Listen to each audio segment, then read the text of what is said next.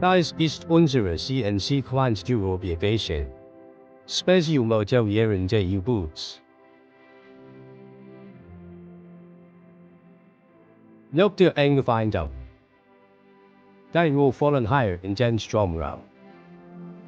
Verdampfen zur Bildung, dass es im Aufzumachen Strom angeschlossen ist.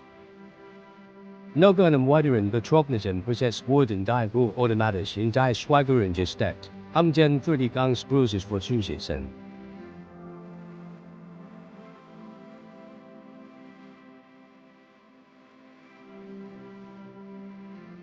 Ich sehe Ihnen, wie diese Maschine funktioniert.